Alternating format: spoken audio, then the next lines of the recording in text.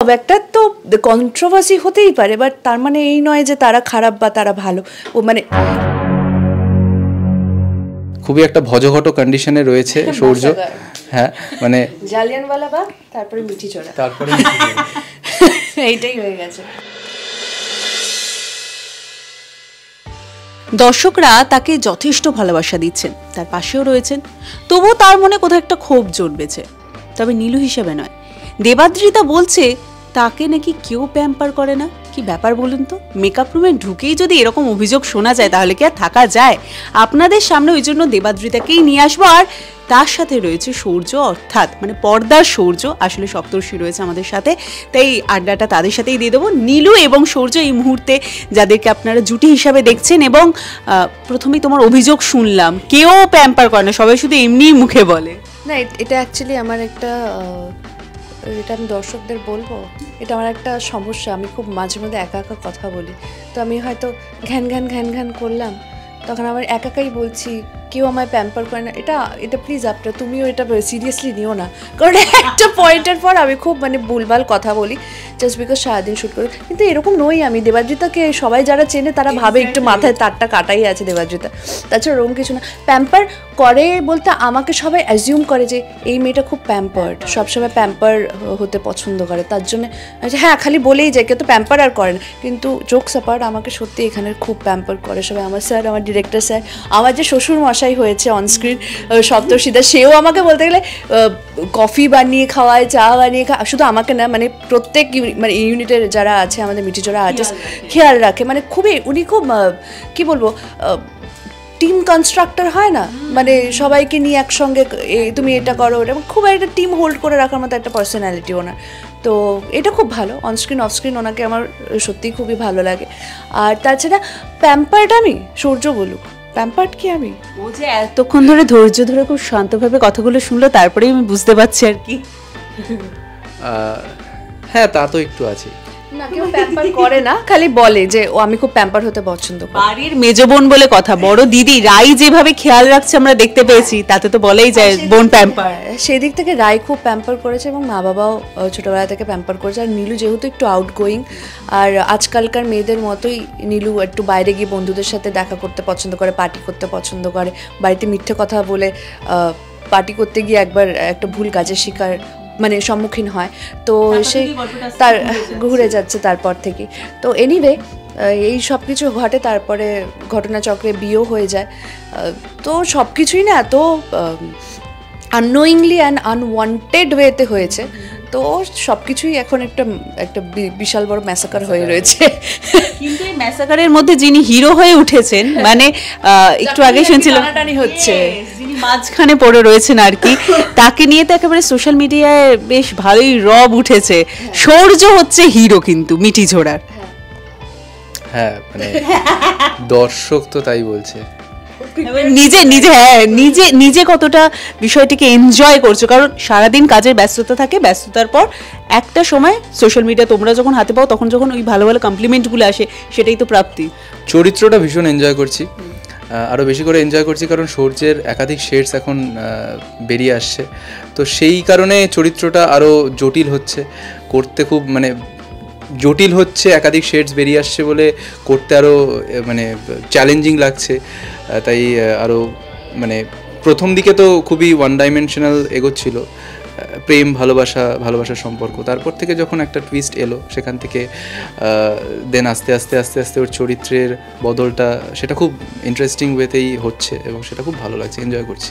এবং সূর্যের সত্যি আরও একটা শেড দর্শকের এবার দেখতে পাচ্ছেন, যেটা আমরা প্রমোতে দেখতে পেয়েছি, যে কোথাও একটা গিয়ে রাগ, কোথাও একটা গিয়ে জমা অভিমান, সেটাও এবার বেরোবে আসতে। মানে একাধিক মানে খুব জটিল একটা অবস্থা, মানে রায়ের উপর রাগ, অভিমান, সমস্তটা মানে সে রায়ের সামনে প্রকাশ করছে, রায়কে দেখাচ্ছে, আরও রায় যাতে আরও কষ্ট পায় সেই জন্য সে রায়ের সামনে রায়কে দেখিয়ে নীলুর সাথে আরও ঘনিষ্ঠ হচ্ছে, মানে ঘনিষ্ঠ কিছু মুহূর্ত সে ইচ্ছাকৃত রায়কে দেখাচ্ছে, অথচ সে রায়কে মানে রায় যেই কষ্টটা পাচ্ছে রায়ের পার্সপেক্টিভে, সেই কষ্টটা সৌর্যর মতন করে ফিল করছে, কিন্তু কোথাও গিয়ে তার একটা চাপা ক্ষোভ যে কেন রাই আমার সাথে এটা করলো, এরকমটা করলো, সেই জন্য একটা কোথাও গিয়ে সেই ক্ষোভ সরাসরি তো উগড়ে দিতে পারছে না। তো এইভাবে এই ধরনের কিছু কিছু আচরণের দ্বারা সে রায়কে এগুলো বোঝাচ্ছে। এবার এই মিলিয়ে মিশিয়ে একটা ভজঘট অবস্থায় রয়েছে, খুবই একটা ভজঘট কন্ডিশনে রয়েছে সৌর্য। হ্যাঁ, মানে জালিয়ানওয়ালাবাগ, তারপরে মিঠিজোড়া, তারপরে এইটাই হয়ে গেছে।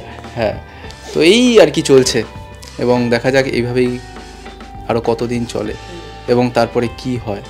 সামাজিক মাধ্যমে তো দুভাগে ভাগ হয়ে গিয়েছে। নীলুর অ্যাকচুয়ালি ভক্ত সংখ্যা আমরা দেখতে পাচ্ছি, তার কারণ হচ্ছে কেউ একাংশ বলছে নেটিজেনদের যে নীলুই এখানে ভিলেন, ওই মাঝখানে ঢুকে পড়েছে, আর একাংশ বলছে নীলুর তো সত্যিই কিছু করার ছিল না, নীলু একেবারে হাত পা মানে একেবারে কিছুই করার ছিল না, হাতে তার কিছুই ছিল না। এটা অ্যাকচুয়ালি গল্পর দিক থেকে যদি আমি একটা সাধারণ দর্শক হিসেবে দেখি, সত্যি ইভেন আমার শ্বশুরবাড়ির লোকজনরাও এটা মনে করে যে নীলুর কোনো দোষ নেই, মানে আর যাই হোক নীলু মেয়েটা ফেসে গেছে। আর নেটিজেনরা তো কন্ট্রোভার্সি, মানে কেউ এক একটা মানুষের এক এক রকম ওপিনিয়ন হতেই পারে, তো সেটা ঠিক আছে, কমপ্লিটলি ঠিক আছে। আজকে তোমার একটা আলাদা ওপিনিয়ন, আমার একটা আলাদা ওপিনিয়ন, তো সেটা ডেফিনেটলি তাদের রাইট রয়েছে নিজের মতো বলার। তো অ্যাট দ্য সেম টাইম আমি being an actress for 7 years in this industry, আমার কিছু ভালোবাসা, আমাকে যারা পছন্দ করে তারা একরকম কথা বলবে, আমাকে নিয়ে কোনো নেগেটিভ কিছু হয়তো বলবে না, তারা ভালোবাসার ক্ষেত্রে আমাকে নিয়ে, হ্যাঁ চরিত্রে, হ্যাঁ সেটাই বলবে। আবার যারা বলছে তাদের এগেনস্টে গিয়ে না নীলু এরকম করতে পারেন, দেবাদ্রিতা ভাই, তো ইটস লাভ, একটা তো কন্ট্রোভার্সি হতেই পারে, বাট তার মানে এই নয় যে তারা খারাপ বা তারা ভালো, ও মানে কাউকে ওভাবে জাজ করছি না, এইটুকু একটা সামান্য বিষয় না, এটা এরকমই হবে, এটা ওরকমই হবে। কিন্তু একটা জিনিস আমি বলতে পারি, ক্ল্যারিটি দিতে পারি যে নীলাঞ্জনার সত্যি কোনো দোষ নেই, কারণ ও কখনোই রায়পূর্ণার হাজব্যান্ডকে বিয়ে করতে চায়নি, ও নিজের দিদির বিয়ে নিয়ে খুব এক্সাইটেড ছিল। তো বিয়ের দিন যে এরকম কিছু একটা ঘটে যাবে, তারপরে ঘটে যাওয়ার পরেও যে কোথাও না কোথাও সূর্যদা ওর পাশে দাঁড়িয়েছে, কোথাও না একটা হোপ জন্মেছিল, কিন্তু ফুলশয্যার রাতে যে কনভারসেশনটা হয়েছে সেই হোপটাও কেটে গেছে।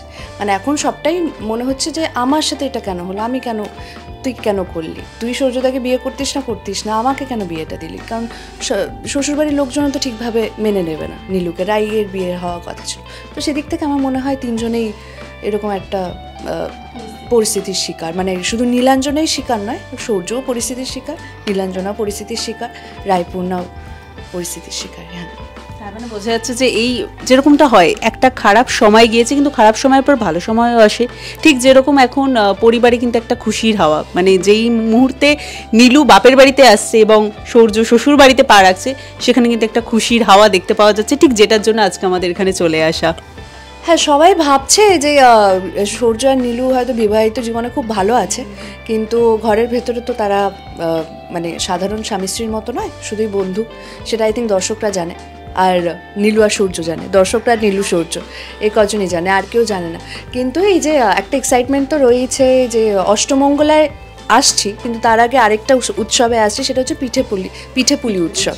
তো সেটা নিয়ে খুব এক্সাইটেড, আর দেবাদ্রিতাও খুব এক্সাইটেড, কারণ অনেক পিঠে হয়তো খাওয়ার সুযোগ হবে, কারণ ছোটোবেলা থেকে দেবাদ্রিতাও খুব পিঠেপুলি উৎসব নিয়ে খুব এক্সাইটেড থাকে। মানে পৌষ সংক্রান্তি একটা মানে প্রত্যেকের একটা কি বলবো কাছের একটা জিনিস হয়, আর আমার পার্সোনালি পিঠে খেতে খুব ভালো লাগে, আমি মিষ্টি খেতেই খুব পছন্দ। ফেভারিট হচ্ছে পাটিসাপটা, তোমারও?